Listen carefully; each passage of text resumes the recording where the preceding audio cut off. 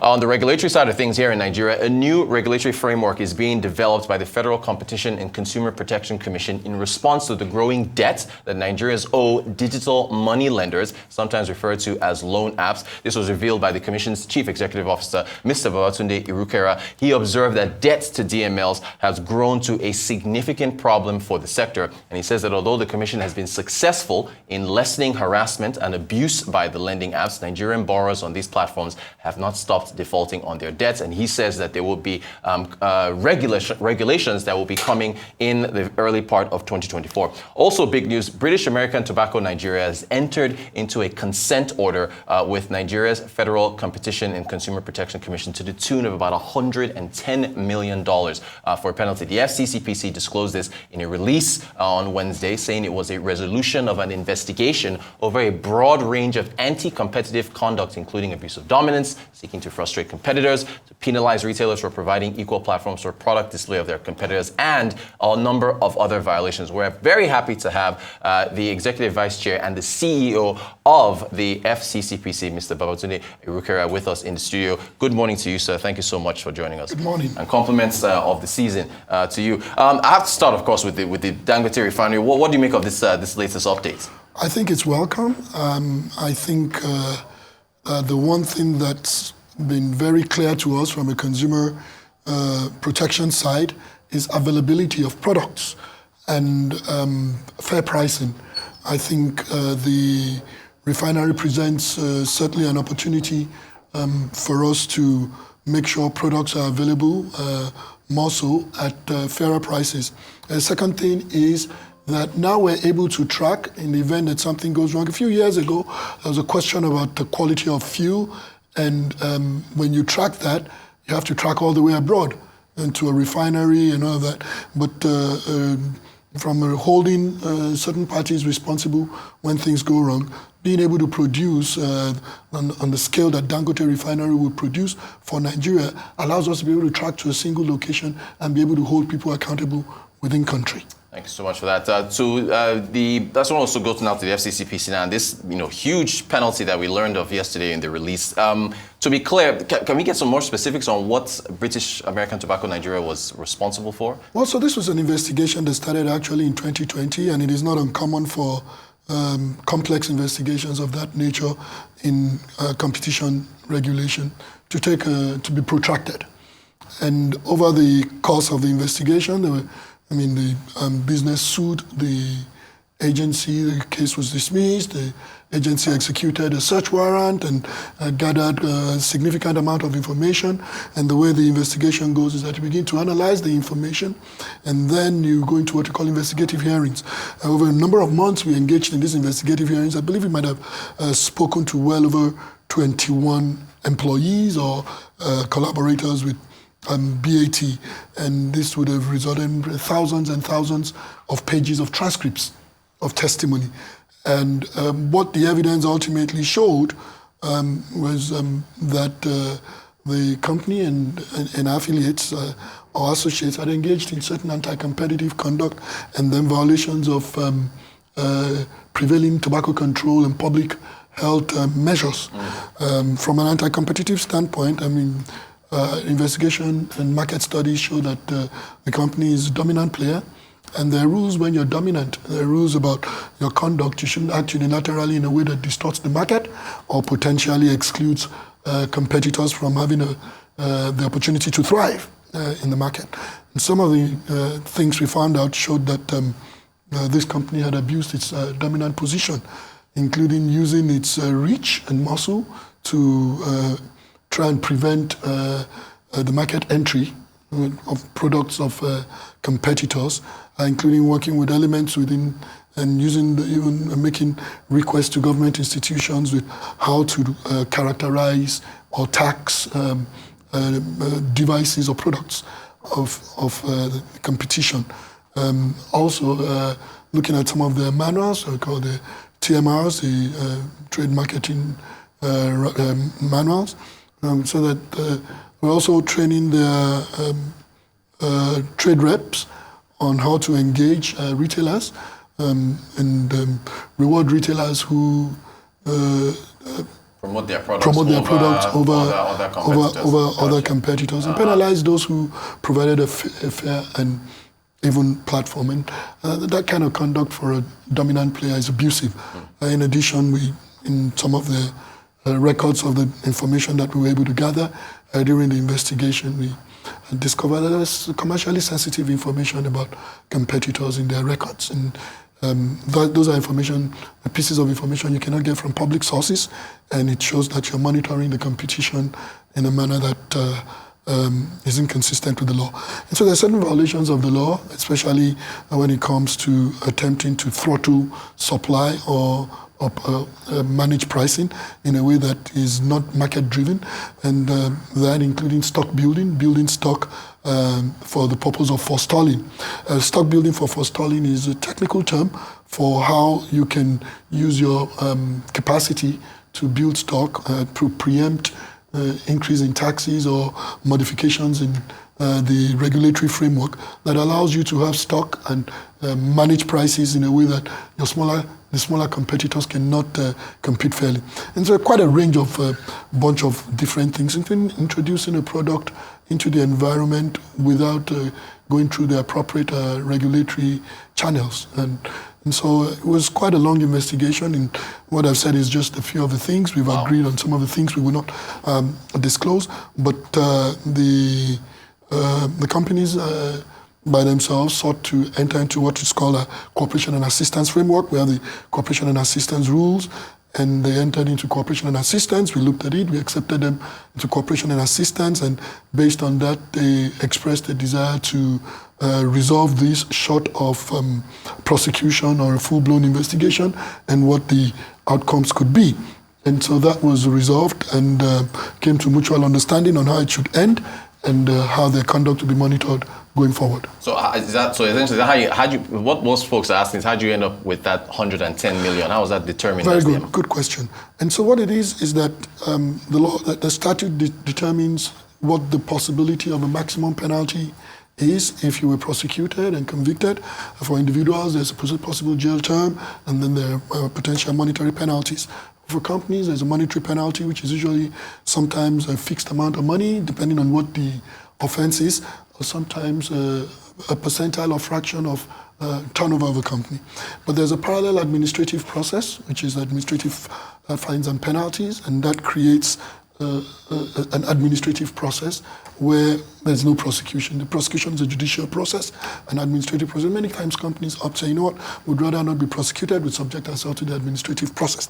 And we have what we call the Administrative Penalties Regulation, which is gazetted, and I think it was in 2021, and it has a matrix. It calculates how penalties will be applied, and the base minimum, depending on the conduct, and then points for aggravation or mitigation, depending on, and obviously coming into cooperation and assistance is a mitigation.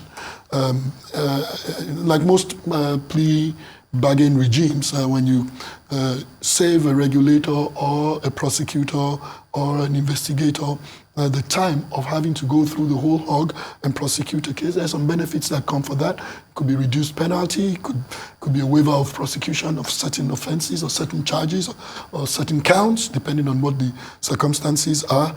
And so based on the cooperation and assistance understanding, we use the matrix to determine this, but the cooperation and assistance rules also allows the Commission to provide additional mitigation from the rules. And so they were able to fall within some of those exceptions, and two of the things that they got out of this were significantly reduced penalties, in a manner of speaking, and then prosecutorial discretion, where the regulator issues a non-prosecutorial mutual understanding or withdraws pending charges. And so what we did was, for the charges that we would have filed based on this mutual understanding, we didn't file the charges, but some charges had already been filed in furtherance of the investigation, and so we withdrew those charges based on the mutual understanding. What some people on social media are asking is, how do these penalties get used? Because $110 million at parallel market, whatever rate you want to use, it's about 130 billion naira, so it's a lot of money. How How do these fines? How do they? Well, it's the law. Yeah. It's the law, and globally, in its standard operating procedure, that anti-competitive conduct attracts very stiff penalties. Because you've got to understand that distorting the market affects economies, affects nations in ways that you cannot. Just think about, first, the consumer effect of it. Consumers don't get the best possible deal. And secondly, think about the fact that other businesses cannot enter into that space and thrive. And some just barely survive because of the conduct of a big one in the space, and some don't even come in. You cannot even imagine, just imagine the amount of work the federal government is doing, including the president, going out there trying to promote investment and trying to attract investors. At the end of the day, when we talk about how harsh the environment is, sometimes we focus entirely on what we think is conduct of government. But in reality, many times the biggest entry barriers are not government, it's other businesses in concentrated markets. And the big businesses are, many times they engage in conduct that prevents other small business. I hear that all the time. When I travel internationally, I hear about the carbonated soft drink market, I hear about the tobacco market, I hear about all kinds of markets in Nigeria where people say, you know what, we would have wanted to come in, but we don't think we can survive with the way these businesses carry on. And so we have a responsibility to unlock that space. And anti-competitive conduct is such that it takes some level of technicality and intensity and protracted, painstaking investigations to discover. And so whenever we find it, and this is the case globally, whenever it is found, the targets of the investigation or the perpetrators of the malfeasance are usually subjected to real serious fines. And the fines are the reason why the fines are what they are is very important. First, it is important to divest anybody who's engaged in malfeasance from whatever they've profited from their malfeasance. That's very important. And secondly, it's important to make sure that it's not worth it for them to do it again. And even more importantly, it's important for others who are looking to say, you know what, I'm not going to engage in this kind of conduct because this is what can happen to me. Finally, it's important so that others who are looking from outside and want to enter that market can say there's a serious, strong consequence management mechanism that will protect us when we go in here. And so when people say to me that this fines, I say it's the law. We didn't pick this. It's not arbitrary, and it's not limited to Nigeria. It's what it is globally. And I asked the question. I was asking someone yesterday. I said, why do we have a problem with when we say the courts give people who have perpetrated inappropriate conduct, especially corruption, a fine, a slap on the wrist, and let them go away? Why do we have a problem with that and think that companies who engage in conduct that should be given a slap on the wrist, especially companies, because companies don't have blood running in them. Everything is a business decision. They're created for profit. If malfeasance still makes it worth it for the bottom line, it's a business risk they take.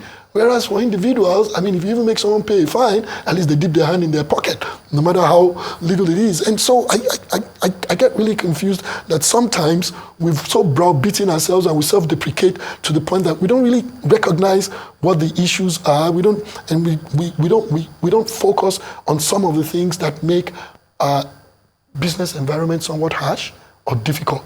The biggest problem for businesses is entry barriers and operational barriers based more so on the operation of other businesses than government. And in a country like ours where unemployment is high and people are by themselves extremely entrepreneurial, we have a heightened obligation to protect that market for all these young people and Nigerian entrepreneurs to enter. Informal market is far larger than the formal market. I mean, all the small guys are actually competing with big multinationals in every business in Nigeria. And the big multinationals will only pay a fraction in taxes, and the sheer number of people they employ is very important, but it's still a fraction compared to what the informal sector. And so we have an unprecedented responsibility to be able to, at the minimum government should do is make the marketplace sufficiently free for everybody to be able to play. And that's the approach we take, even in penalizing.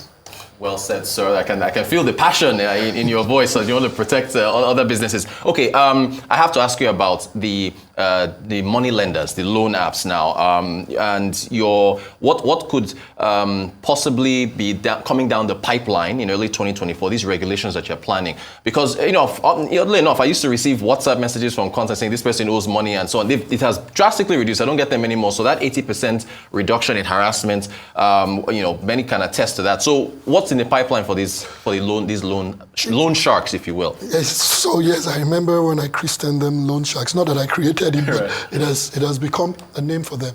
And so what we've done since we entered into the space is to arrest the problem. And it is the common sense regulation is to understand how a market operates, and then arrest the problem, and then go how to move on to figuring what can make the market sustainable.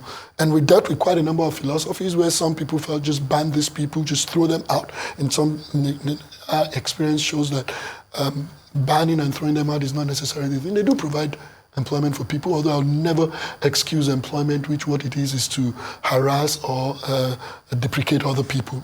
But more than that also, they provide access to financing for the most vulnerable people in society. The problem is the most vulnerable people in society are the ones who need them, and they're the ones who get victimized by their conduct. Right. And so finding that balance is what is important. And we've watched how the market is operating. We had the limited and interim regulatory framework. We've seen how it has operated. We've gotten other stakeholders involved, like Play Store, and we've seen the interactions. We've seen how the loan apps are going outside of that, using APKs and not being on the Play Store, advertising through WhatsApp, Facebook, and all the other devices. And so we're going to present additional regulation to check that. We would be moving to a place where we would literally be saying, if we have not been able to scrutinize a particular lender's business, consumers should know that they do business with that particular lender at their own peril. Right. And scrutinizing the business of some doesn't mean that we're controlling their business. It means that we at least know their policies, we know where they are, we know where to find them, and when you complain about them, we know exactly where to get them and how to hold them accountable. They've already signed a pact with us about what they will do and what they won't do. And so when they do what they shouldn't do, at least they understand that there's already a platform for consequence. And so the regulations will strengthen that. And one of the things we've also seen is that some of the borrowers now stand on the platform of FCCPC's work as a basis to default. And people would default in their loans anyway, and that's what it is. And so we would be working to promote an ecosystem that replaces the harassment, the defamatory messages, with a far more methodical, more ethical, and more globally acceptable method of protecting borrowing and lenders. Because it's important that we don't kill the lenders also, right, because of all the consumers who need access to them. And so that ecosystem would require for even the lenders to be more responsible and not just issue loans indiscriminately. And then borrowers also who demonstrate a lack of credit worthiness or fiscal irresponsibility will suffer the penalty of not being able to borrow again. Mm-hmm. And so that's the framework that we're looking to institutionalize as we go. And that fits completely, as you see, one of the most important things that the president has repeatedly spoken about is consumer financing, right, access to consumer financing. So these are some of the rudimentary blocks of that, and the Minister of Industry, Trade and Investment has continued to emphasize that consumer financing must literally take off on a large scale for citizens, and that I believe that would also assist with some of the other economic priorities of the present administration. So much. I want to move to another sector. Now, I don't know how you guys do it, because you get social media, I see you get tagged so much on different things. Aviation. The Minister, Festus Keyamo, SAN, did say that they are looking at compensating flight passengers for delayed or outright flight cancellations. Are they working with you? What's in the pipeline? Oh, I mean, like I said somewhere else, we absolutely welcome the courage of the aviation minister in making this declaration. Of course, the implementation of it would have its hiccups, but he's taken a position that we find that we've always taken, that not only is it there are two sides to it. I think it's the appropriate thing to treat people. I think it's irresponsible to just delay flights or cancel flights and just leave people without providing some kind of succor or comfort, whether it's alternative arrangements, whether it's feeding, whether it's accommodation, whether it's some level of responsiveness and sensitivity. I think that's purely irresponsible, and this will address that. But it would also, on the other hand, also to some extent reduce the reasons for the sheer amount of delays and cancellations.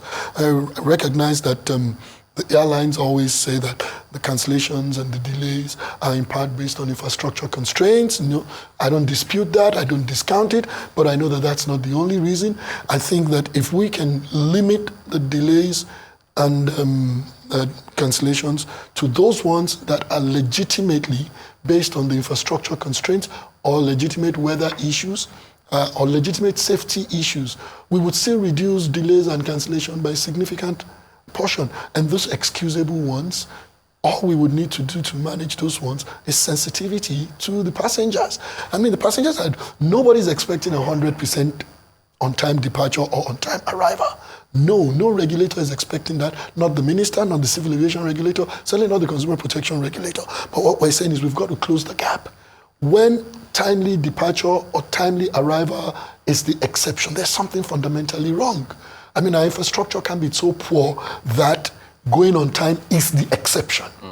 And so let's literally do the work we can on the soft infrastructure side of more responsibility and more efficiency on the sides of the airlines, and then we would know exactly the scope of the delays and cancellations that are associated with safety, infrastructure, weather, or even regulatory issues. Thank you. So jumping to another sector again, food, Arisco Foods. Last time we had you, of course, there was that issue with the detaining of a customer because of a review she had of the product. We talked extensively. Any updates on the Arisco matter since last time we spoke? Well, we still have an open investigation. A few things have occurred since then. The gentleman, I think the chairman of Arisco, I've been very upset, particularly with me. He's called me all kinds of names. And by the way, he's reported me to these written petitions against me to the president, to the Attorney General of the Federation, to the Minister of Trade and Investment, and everywhere. And in some of this, I've been asked to respond to. And the core of his petitions against me really that I participate or collaborate with a criminal gang that is intent upon bringing down his business. Now that's absolutely false, and it is ludicrous. And you know, this I'm not even concerned about being reported. And the most important thing is that there's just no way to do this job without running into the crosshairs of people. And I always say, you know, very few people get fired for doing their job right, but if they ever do, then they're heroes. Right. I mean, and so that's the approach I have taken. I think the most important thing, whichever way this ends, is that a very important lesson has been learned. And that's why sometimes the regulatory intervention is not even about what the outcome would ultimately be. It's about just showing that there's a different way to do things.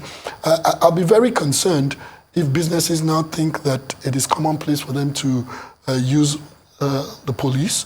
And I think even because of our intervention and our communication with the Inspector General of Police, it would also create some internal mechanisms within the police where I say, look, let's understand some of the reports before we take certain actions also. And I'll give you an example. For instance, a young lady arrived at a hospital in Abuja, and ultimately the story was that she was brought into the hospital, but because there was a request for a police report, she did not receive treatment. We got involved in that. It became a big issue. We investigated it with the administration of the Federal Capital Territory under the Secretary for Health and Environmental Services. And look at all the things that have happened with that. The Minister of Health specifically wrote a letter directly to the Inspector General of Police that this really needs to stop. Now, is the Inspector General of Police the most important thing for that piece of information? Not necessarily, but the hospitals, But the Minister of Health, you can be sure, is already engaging the hospitals too. The Inspector General of Police sent out a nationwide signal to all police posts about the fact that this is not a requirement of the law. As a matter of fact, the contrary is, and police themselves must enforce. Because many times victims of crime or even perpetrators of crimes end up in hospital, sometimes by the police taking them there. So imagine if the police takes someone and says, you must treat this person. We're beginning to change the culture. And so I think the citizens' response, the citizens' action to what happened in this particular case and the lessons everybody has learned from it, the fact that citizens are more empowered to know that, you know what, it doesn't matter that somebody wants to muffle my voice, the law actually gives me a voice. The lessons that citizens have learned that, you know what, when they find this, it's not the right thing. And the lessons many businesses have learned from it who do not want that kind of brand exposure. It's already a successful regulatory outcome. And so I'm not even waiting till how that ultimately ends. How it ends comes down to whether somebody is compensated or not, or whether a company is held particularly accountable for a specific conduct. And that accountability framework is important. But for the most part, the most important impact on the citizenry is that people know. And so sometimes that's what our intervention is. A core part of our work is advocacy, it's not just enforcement. Sarah, you have one of the busiest bodies in government. We've talked about what? Aviation, consumer goods, everywhere. So look, thank you so much for joining us. We really appreciate your time. The Executive Vice Chair and the CEO of the FCCPC, Mr. Babatunde Irukera, thank you so much. We appreciate it.